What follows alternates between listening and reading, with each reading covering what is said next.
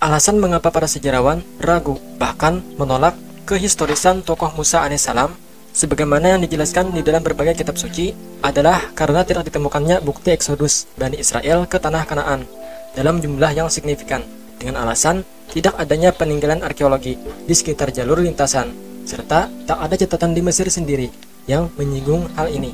Karena itu, peristiwa eksodus menjadi sangat penting, sebab ia merupakan sentral dari kisah ketokohan Musa alaihissalam selaku pimpinan Bani Israel dan pembawa kitab Taurat dengan kisah yang legendaris.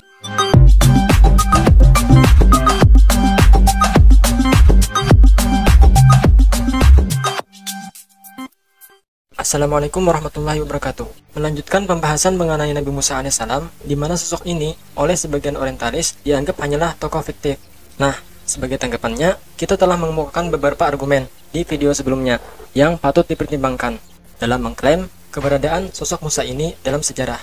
Perlu untuk diketahui terlebih dahulu, argumentasi ini lebih banyak menggunakan referensi dari Alkitab yang dihubungkan dengan sains atau penelitian arkeologi, dan hanya sedikit keterangan yang kita ambil dari Al-Quran, sebab Quran sendiri sedikit sekali menyinggung perihal peristiwa ini secara detail, namun tetap penting untuk dimuat. Ramses II adalah Fir'aun yang hidup antara tahun 1303 hingga 1213 sebelum Masehi dan memerintah pada masa kejayaan Mesir kuno. Sebuah pandangan yang hampir disepakati oleh seluruh sejarawan kontemporer adalah bahwa Nabi Musa juga hidup di Mesir pada abad ke-13 sebelum Masehi. Ramses II juga dikenal sebagai salah satu Fir'aun yang paling kuat dan berpengaruh dalam sejarah Mesir kuno. Selama 66 tahun pemerintahannya, Ramses II diketahui memiliki angkatan perang yang kuat, mendirikan banyak monumen, dan meninggalkan prasasti-prasasti. Militer dan arsitektur juga menjadi dua elemen yang melekat erat dengan sosok Fir'aun dalam Al-Quran. Surat Al-Fajr ayat 10 misalnya, menyatakan bahwa Fir'aun mempunyai pasak-pasak yang oleh para ulama ditafsirkan sebagai tentara yang banyak. Dalam aspek militer, Ramses II termasuk Fir'aun yang ekspansif dan memiliki angkatan bersenjata yang kuat. Indikasi lain bahwa era Ramses II bersamaan dengan masa hidup Nabi Musa adalah adanya budak-budak dari Suriah dan Kanaan dalam jumlah besar di sekitar Sungai Nil. Di kemudian hari, budak-budak tersebut hijrah ke Mesir, diduga untuk bekerja. Selanjutnya, indikasi bahwa Bani Israel mendiami negeri Mesir di era Ramses II dapat ditemukan dalam catatan Fir'aun Mereptah berupa Mereptah Stela. Dalam catatan tersebut, ilmuwan ahli Mesir kuno dari Inggris yang bernama Flinders Petrie menemukan istilah Israel. Catatan ini juga mengundang pendapat bahwa Fir'aun yang hidup pada zaman Nabi Musa alaihissalam tidak hanya satu orang saja, karena sebagian ahli mengemukakan bahwa Ramses II diduga telah wafat ketika Nabi Musa dalam pengasingan ke Sinai. Nah, ketika Nabi Musa kembali ke Mesir, yang berkuasa saat itu adalah Fir'aun Mereptah, yaitu putra sekaligus penerus Ramses II yang memerintah Mesir kuno pada periode 1213 hingga 1203 sebelum Masehi. Oleh karena itu, sosok Fir'aun yang mengajar Nabi Musa bersama pengikutnya hingga ke laut adalah Mereptah. Pendapat ini didukung oleh penyelidikan medis terhadap mumi Fir'aun Ramses II. Dan dari hasil penyelidikan, Ramses II diduga meninggal karena sakit tua seperti sakit gigi akut, artritis di pinggang, dan arteriosklerosis. Mempertimbangkan kondisi itu, rasanya tidak mungkin bahwa Ramses II mampu mengejar Nabi Musa bersama pasukannya. Sebaliknya, penyelidikan terhadap mumi Fir'aun Mereptah menunjukkan bahwa mayatnya menerima hentakan bertubi-tubi dan sepertinya pernah berada di dalam air dalam waktu sekejap. Berdasarkan bukti tersebut, beberapa sejarawan menyimpulkan bahwa Fir'aun yang hidup pada masa Nabi Musa tidak hanya satu. Ramses II merupakan Fir'aun yang berkuasa sejak Nabi Musa kecil hingga masa pengasingannya ke Sinai. Sedangkan nama Fir'aun yang mengajar Nabi Musa hingga ke Laut Merah setelah masa pengasingannya adalah Mereptah.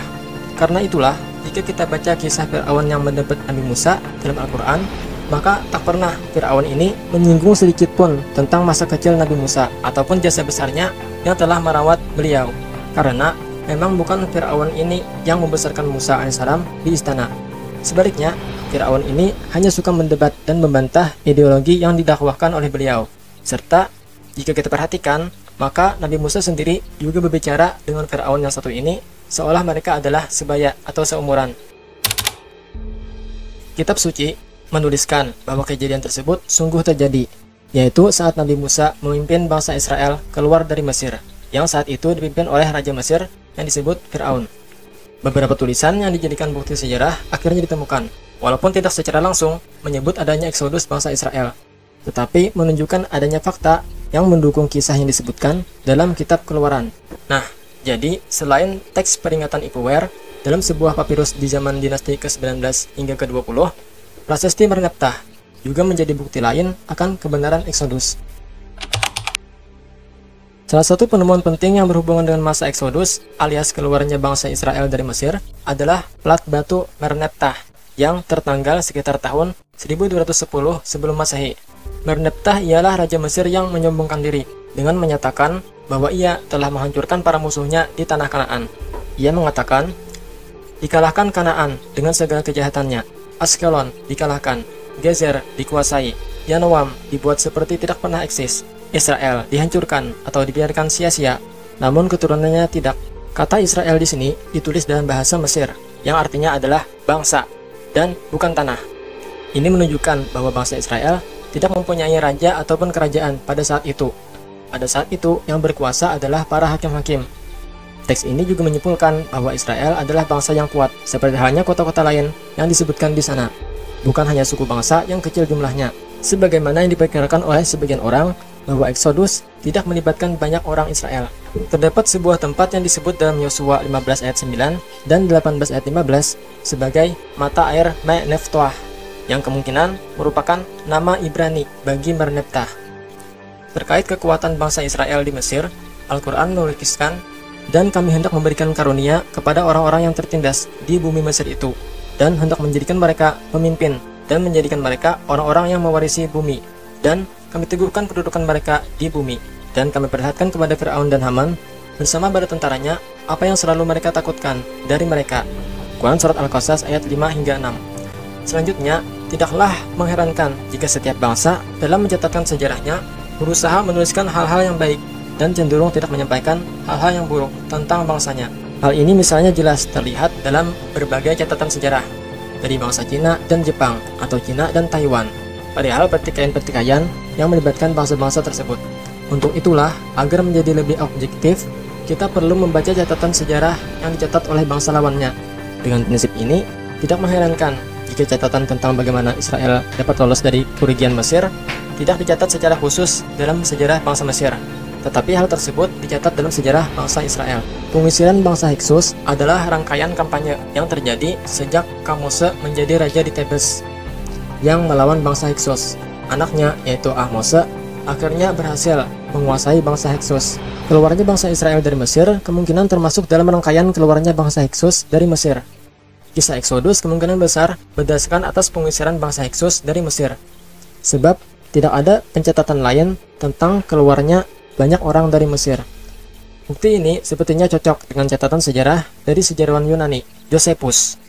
Meskipun bangsa Mesir melihat bahwa pengusiran bangsa Hiksus sebagai sebuah kemenangan militer yang besar, di sisi lain, bangsa Israel juga melihat peristiwa ini sebagai kemenangan penyelamatan yang besar bagi mereka. Hal ini nampaknya mirip dengan banyak kejadian yang dicatat dalam sejarah bangsa-bangsa kuno, yaitu ketika kedua belah pihak sama-sama mengklaim kemenangan bagi bangsanya. Raja Ramses II bertarung dengan bangsa Het dan hampir kehilangan nyawanya, namun ia menyebut ini sebagai kemenangan besar. Demikian pula bangsa Het mengklaim kemenangan besar bagi bangsanya. Dalam kenyataannya, posisi keduanya adalah saling mengunci atau seri, sehingga keduanya mengadakan perjanjian. Contoh lainnya, di Mesa atau di Prasasti Moab, Raja Moab, Mesa, mengklaim kemenangan atas Israel. Namun Israel juga mengklaim kemenangan atas Moab. Perlu diketahui, sebelum penemuan prasasti Merneptah, para sajana menempatkan tanggal Eksodus serta masuknya Bani Israel ke tanah Kanaan jauh setelahnya. Namun, mereka sekarang terpaksa mengakui bahwa Israel sudah berada di Kanaan pada masa Merneptah. Jadi, Israel sudah cukup besar dan kuat untuk menentang Mesir dalam pertempuran. Prasasti ini mencantumkan tanggal terminus Entekwem tahun 1210 sebelum Masehi untuk Eksodus. Jika kita perhatikan masa Bani Israel di Mesir, maka kemungkinan besar Nabi Yusuf alaihissalam naik ke tampuk kekuasaan pada masa Hiksus atau tepat sebelum dinasti ke-12, ketika banyak orang Asia datang ke Mesir. Kemungkinan besar juga bahwa Eksodus dari Mesir harus disamakan dengan pengusiran Hiksus. Namun, tidak semua Hiksus adalah orang Israel, karena dikatakan dalam kitab Keluaran bahwa sejumlah besar orang campuran keluar dari Mesir bersama Musa. Nama Yunani Hyksos diciptakan oleh Manetho untuk mengidentifikasi dinasti ke-15 penguasa Asiatik Mesir Utara. Kata tersebut berasal dari bahasa Mesir, yaitu Heka Khasawat, yang berarti penguasa negara asing. Sedangkan Manetho keliru menerjemahkannya menjadi Raja Gembala.